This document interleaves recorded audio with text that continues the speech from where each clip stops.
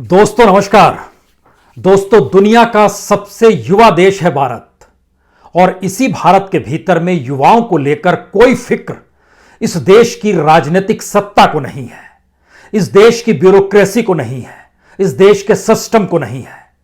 हम एजुकेशन नहीं दे पाएंगे, हम रोजगार नहीं दे पाएंगे। आने वाले वक्त में आपका विकास मानसिक तौर पर और सामाजिक तौर पर कैसे होगा हम नहीं जानते हैं, क्योंकि हमारे पास ऐसी कोई व्यवस्था नहीं है जिस व्यवस्था के तहत हम इस बात का वादा कर सकें और दावा भी कर सकें कि भारत आने वाले वक्त में एक ऐसा देश होगा जहां का युवा पढ़ा लिखा होगा, जिसके पास डिग्री होगी, जो दुनिया के मानचित्र पर अपनी बौद्धिक क्षमता के साथ राज करेगा। जी नहीं, ऐसी कोई परिस्थिति इस देश के भीतर में बिल्कुल नजर नहीं आती है। जो नजर आता है उसमें 18 से 44 साल के भीतर के लोग कतारों में लगे हैं कि उन्हें वैक्सीन लग जाए।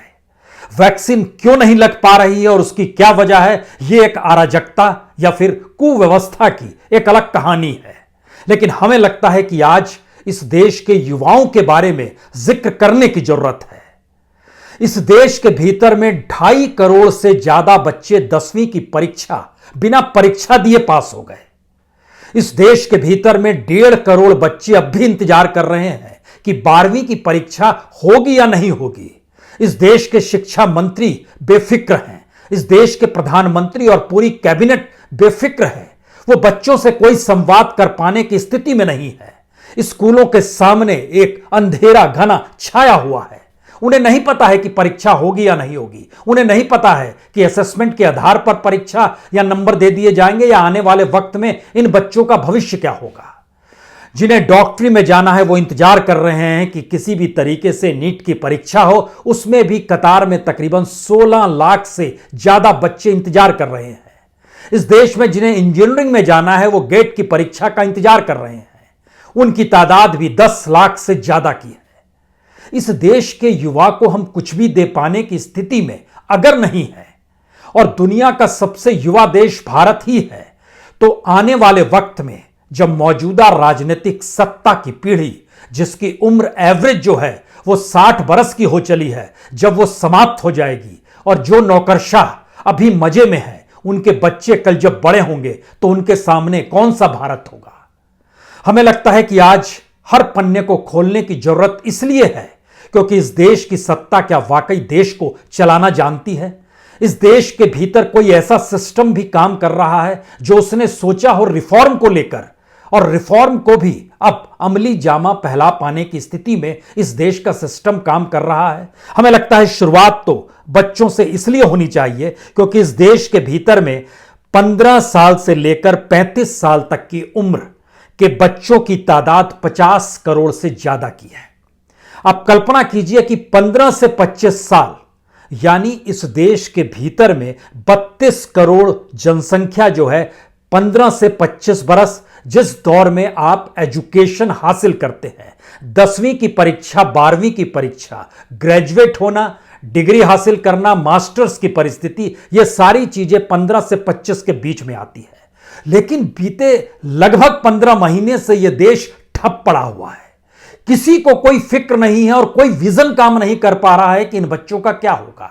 और जब वो 25 के पार निकलते हैं तो उनके सामने सबसे बड़ा चैलेंज जो आता है वो आता है कि रोजगार मिलेगा या नहीं मिलेगा। रोजगार दे पाने की परिस्थितियों के बीच जो फंसा हुआ तबका है 25 से 35 साल का, उनकी संख्या इस देश के भीतर में तकरीबन 21 करोड़ की है।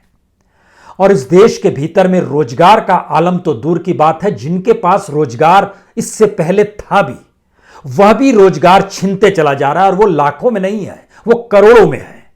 करोड़ों में लोगों ने अपने भविष्य निधि का पैसा निकाल लिया जिससे मौजूदा वक्त में जीवित रह सकें, अपने बच्चों की फीस चुका सकें। और फीस किस बात की? कॉलेजेस बंद हैं, स्कूल बंद हैं, पढ़ाई हो नहीं पा रही है। इंतजाम किए जा रहे हैं कि बिना परीक्षा के छात्र आगे दर आगे इस देश में बढ़ते चले जाएं। सुप्रीम कोर्ट में एक पिटीशन भी केरल के एक शिक्षक ने डाली है, यह कहकर कम से कम 12वीं की परीक्षा तो ले लीजिए। कमाल की परिस्थिति है इस देश के भीतर में। परीक्षा हो जाए इसके लिए पीआईएल डालनी पड़ती है सुप्रीम कोर्ट में, और सुप्रीम कोर्ट के पास अभी वक्त नहीं है उसकी भी सुनवाई करने का। वो इंतजार कर रहा है कि सरकार की तरफ से कोई दिशा निर्देश मिल तो जाए। तो ऐसे प्रक्रिया के वक्त में जब हम आपसे जिक्र कर रहे हैं तो हमें लगता है आज के वक्त में जब इस सरकार का डाटा सामने निकल कर आता है तो वो हैरत अंगेज बेरोजगारी को लेकर है। इतनी बड़ी तादाद में बेरोजगारी इस देश के भीतर में, और जिस पीढ़ी को आने वाले वक्त में इस देश को संभालना है और इस देश को मौजूदा वक्त में उस पीढ़ी को कुछ देना है, दोनों दरवाजे बंद हो चले हैं। जो नौकरशाह हैं उनकी उम्र 45 बरस के ऊपर की है, जो निर्णय लेते हैं। जो पॉलिटिशियन है उसका जिक्र हमने किया, 55 से 60 साल के भीतर उनकी उम्र घुमड़ रही है इस देश के भीतर में, जिन्हें फैसला लेना है। इस देश के भीतर में जितने भी कॉन्स्टिट्यूशन इंस्टीट्यूशंस हैं जहां पर नॉमिनेट किया जाता है, उसकी उम्र 60 प्लस में वह लोग जी रहे हैं। उनकी संख्या कोई बहुत ज्यादा नहीं है इस देश के भीतर में। अगर उनकी संख्या का 60 प्लस तकरीबन 10 से 12 करोड़ के बीच में लोग हैं इस देश के भीतर में। लेकिन हम तो आपसे इस देश के भीतर के उस परिस्थिति का जिक्र कर रहे हैं कि आने वाले वक्त में यह देश बचेगा भी कि नहीं बचेगा, और इसको समझने को कोई तैयार क्यों नहीं हो पा रहा है। क्योंकि सरकार के बेरोजगारी के डाटा इतने डराने वाले हैं। शहरों में अभी तक ये 14% चल रहा था और ग्रामीण क्षेत्रों में 7.5 7.5% तक था। लेकिन कल ही जब डाटा आया, जो CMIE की तरफ से डाटा आया, उसने बताया कि अब ग्रामीण क्षेत्रों में भी शहरों वाला हाल हो गया है, रोजगार वहां भी नहीं है, और इस देश के भीतर में 14% से ज्यादा बेरोजगारी का परसेंटेज चल पड़ा है। हमने कई बार जिक्र किया है, दुनिया के किसी भी देश में जब 10% से ज्यादा बेरोजगारी औसतन बढ़ जाती है हर क्षेत्र में, तो वहां पर सामाजिक असुरक्षा के मद्देनजर और सामाजिक असमानता का परिप्रेक्ष्य उस देश के भीतर में टकराव पैदा करने की स्थिति को लाकर खड़ा कर देता है। भारत में 14.45% टोटल है। गांव में स्थिति यह है इस वक्त 14.34%, शहरों में स्थिति है 14.71%। और जब जो बच्चे के हाथ में डिग्री है, जो पढ़ भी चुके हैं, जिनके पास मास्टर्स की डिग्री है, आज वह भी समझ लें मुंबई, दिल्ली, चेन्नई, बेंगलुरु, हैदराबाद, इन तमाम जगहों पर नेगेटिव स्थिति है। यानी एक भी रोजगार नहीं, उल्टे रोजगार से हटाने की परिस्थितियां पैदा हो चली है। सेकंड स्टेज में जो शहर आते हैं, जो लोग नौकरी खोजने जाना चाहते हैं, जयपुर, चंडीगढ़, कोयंबटूर, वडोदरा, अहमदाबाद, पुणे, इन तमाम जगहों पर सबसे कम जो है वो पुणे में -11%, महानगरों में सबसे कम हैदराबाद में -4%, और मैक्सिमम 20 और 25% तक नेगेटिव में चला गया है। यह इस देश के भीतर में बेरोजगारी की स्थिति है। लेकिन बावजूद इसके जो युवा तबका वैक्सीनेशन के इंतजार में 18 उम्र से लेकर 44 साल के बीच में लगातार ऐप टटोल रहा है, कहीं पर मिल जाए चीजें, इस देश को इसी में कैसे जकड़ दिया गया है। हमको लगता है कि अब वो नौकरी की परिस्थितियों में चू चपाड़ करने की स्थिति में भी नहीं आ पा रहा है। हमने टटोलना शुरू किया इस देश के भीतर में जो Naukri.com है या फिर जॉब स्पीक रिपोर्ट जो निकल कर आती है, उसकी जानकारी निकली कि जो भी नौकरी जरा सी भी कहीं पर भी है वह सिर्फ लीगल फील्ड में है, वह सिर्फ सेमी कंडक्टर और इलेक्ट्रॉनिक्स बनाने के फील्ड में है, वो जरा सी नौकरी थोड़ी सी शिपिंग के क्षेत्र में है। और आप जानना चाहेंगे इस देश के भीतर की स्थिति क्या है। -10% तक इस देश में defence, government, pharma, chemical research, plastic and chemical के बीच में जिनको नौकरी चाहिए वो नहीं मिलेगी, -10% तक जा रहा है। -20 तक की स्थिति जो है, और बुरी स्थिति accounting, taxation, finance, FMCG, food and beverage, health care, IT sector, telecom, internet services, bank office services, इन तमाम जगहों पर -20 नौकरी कहीं नहीं है। इससे भी बुरी स्थिति जो है वह सबसे बुरी -30% तक जब आप जाएंगे तो वो सीधे सीधे बैंकिंग, फाइनेंशियल सर्विस से जुड़ी हुई है, वह सीधे सीधे ट्रांसपोर्टेशन से जुड़ी है, वह सीधे सीधे एजुकेशन, ट्रेनिंग और रियल एस्टेट और सिक्योरिटी और ट्रेड के फील्ड से जुड़ी हुई है। नौकरी -30 डिग्री तक चली गई, -30% तक चली गई। और सबसे बुरी हालत जो कि लगातार बनी हुई है इस देश में करीबन 3, 4, 5 साल से, वह क्षेत्र 30% से लेकर 50% तक की परिस्थिति को भेज रहे हैं माइनस में। उसमें इस देश में होटल मैनेजमेंट है, रेस्तरां है, एयरलाइन ट्रैवल है, रिटेलिंग का क्षेत्र है, हीरे जवाहरात का क्षेत्र है, एनजीओ और सोशल वर्क से जुड़े हुए जो काम है वह भी नेगेटिव में चले गए। तो इस देश में रोजगार कहां है? यानी इस देश के युवा के सामने इतना अंधेरा है कि उसे 250 रुपए में वैक्सीन मिलेगी या फ्री में वैक्सीन मिलेगी, वो सरकारी अस्पताल में जाएगा या प्राइवेट सेक्टर में जाएगा और कहीं पर उसको बीमारी कोई संक्रमित ना कर दे। यानी मेडिकल के इंफ्रास्ट्रक्चर के ढहने ने इस देश के युवाओं के सामने एक ऐसा संकट खड़ा कर दिया जहां पर कोई किसी को ध्यान नहीं। और इस देश के ऊपर जब सवाल उठता है कि आपने नौकरी जो कर रहे थे अब उन पर भी किस रूप में आंच आ रही है, इसका डाटा और भयावह है।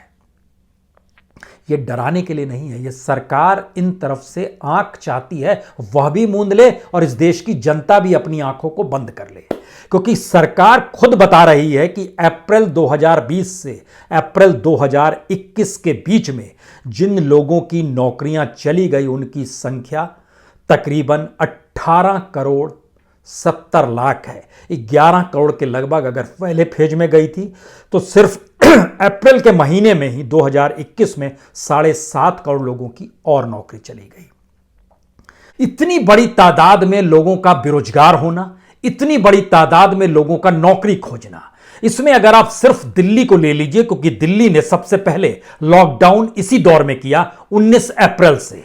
अब आप सोचिए कि अनएम्प्लॉयमेंट रेट दिल्ली का क्या होगा। दिल्ली के भीतर में नवंबर 20 यानी पिछले साल 2020 में नवंबर के महीने में अनएम्प्लॉयमेंट रेट जो था वह 6.6% था। मार्च में इस लॉकडाउन से ठीक पहले यह बढ़कर 9.4% था और अप्रैल के महीने में यह बढ़ते बढ़ते 27% हो गया और अब मई का महीना है जो माना जा रहा है औसतन यह लगभग 35% तक दिल्ली में ही बेरोजगारी दर हो जाएगी। इस देश के भीतर में जब महानगरों में ही काम नहीं मिलेगा तब सवाल इस देश के युवाओं को इसलिए सोचना है क्योंकि जो सबसे बड़ी तादाद है जिनको रोजगार चाहिए वह संख्या 15 साल से 29 साल के भीतर की है, जिनके लिए सिर्फ अगर बेरोजगारी के आंकड़ों को देखें तो यह आंकड़ा उनके लिए 35% पार कर जाता है। यानी बेरोजगारी की स्थिति 15 की उम्र से लेकर 29 की उम्र के बीच में अगर 35% तक पहुंच रही है तो सोचिए कितनी विस्फोटक स्थिति है। और इतना ही नहीं, सबसे कम रोजगार अगर किसी के लिए है तो वह इस देश में ग्रेजुएट या उससे ज्यादा डिग्री जिसके पास होगी। शारीरिक श्रम के लिए कुछ कुछ उपाय इस देश में हो रहे हैं तो देश क्या एक उल्टी दिशा में बढ़ रहा है। और इस देश के युवाओं को इसलिए सोचना होगा क्योंकि देश को कैसे संभालना और आने वाले वक्त में अगर देश को ना संभालने की परिस्थिति इस देश की राजनीतिक सत्ता नौकरशाह पूरे सिस्टम ने इस रूप में बनाकर रख दिया जहां पर जिसके पास पद है वह तो रईसी से रह सकता है, वह अपने अनुकूल परिस्थितियों को बना सकता है, वह इस देश के इंस्टीट्यूशंस को लगा सकता है, किसी भी हालत में टैक्स वसूली जनता से करनी है, चाहे एजुकेशन दे या नहीं दे, चाहे किसी तरह का कोई इंफ्रास्ट्रक्चर का काम इस देश में हो रहा हो या ना हो रहा हो, यानी कुछ भी ना हो लेकिन फिर भी एक ऐसी परिस्थिति बनती चली जा रही है जहां पर बार बार यह ध्यान आता है कि क्या वाकई इस देश को चलाने वाले देश को चला पाने में सक्षम है या नहीं है। हम ये सवाल आपसे इसलिए भी आज जानबूझ के करना चाहते हैं क्योंकि इसी दौर में जिन्होंने रोजगार खोया और भविष्य के लिए पैसा जमा कर रखा था उनकी संख्या की जानकारी जो इस हफ्ते निकल कर आई,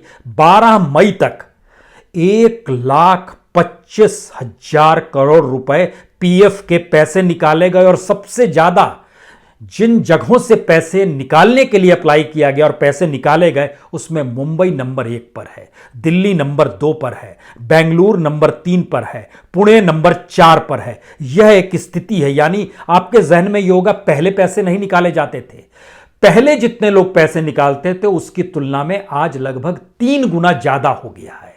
यानी अगर 2018-19 का जिक्र कीजिए या 19-20 का जिक्र कीजिए तो लगभग 1.5 करोड़ लोग पैसा निकालते थे, लेकिन आज की तारीख में 3.5 करोड़ लोग एवरेज पहुंच गए हैं। उसके पार एट पार जिन्होंने अप्लाई किया हुआ, जिनको पैसा भी सरकार नहीं दे पा रही है, उस पर भी रिस्ट्रिक्शन है। 30,000 से ज्यादा नहीं देंगे, रेशियो बना दिया गया है, इससे ज्यादा दे पाने की स्थिति में नहीं कर पा रहे हैं।